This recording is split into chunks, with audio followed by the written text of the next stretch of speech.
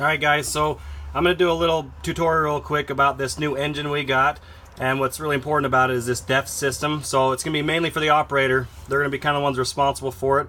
But when you turn the engine on, if you'll notice, the indicator or gauge for this is on the top above the fuel tank. See those green lights light up? And they got 4 boxes. See how it runs through, and it'll show you what they look like.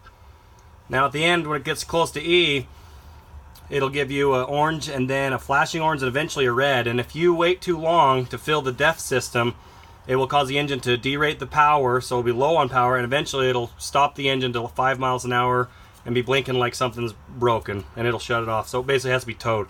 Not a position you want to be to, so make sure we're keeping an eye on that. So our solution for the time being is to add a transport diesel on the east side of the shop.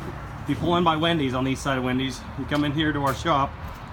We have the big wide tractor bay, what we call it. It's even labeled tractor bay if you see there. But it's this big wide bay. So pull the engine up against that next to this man door so that your second door is pretty parallel with it.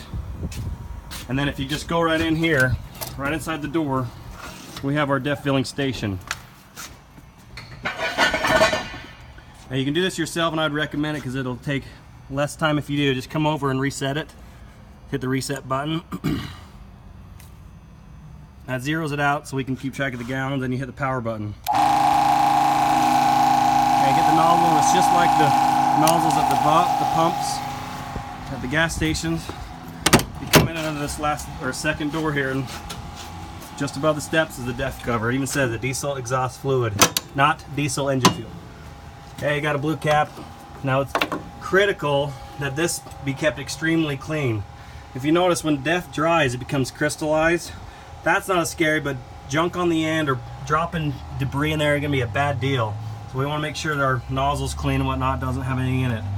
So go ahead and put it in, and it works just like the fuel does. It has an auto set feature. It kicks out. Do not walk away though.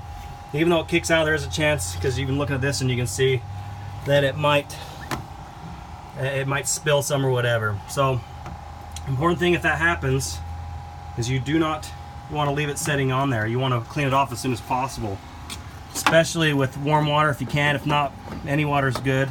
You don't want to be letting it sit or get on the paint at all though. It can fade and damage the paint. So once it's done, just close it up as quick as you can. Come back in here and kick the pump off.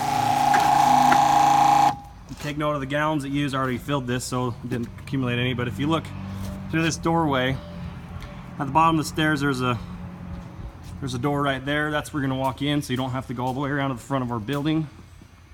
That's our parts department where you're going to walk in. You're going to tell them you're at Tremont City, and depending on what time it is, there'll be a guy at that counter or right there. You walk in there and tell them Tremont City, tell them how many gallons you used and of DEF, and they'll bill it out. You have to sign it, bring a copy back so we can keep track of it. So we're open from 8 a.m. to 10 p.m. weekdays. So the next question is, what happens after hours? So we're going to have a contingency backup container of DEF. So if you're out somewhere and need to fill it or whatever, there's going to be, this is a 2.5 gallon container sitting inside there. This may not be the permanent location. If we find that a different location, we'll let everybody know. So something to be mindful of is the DEF usage is different than the fuel.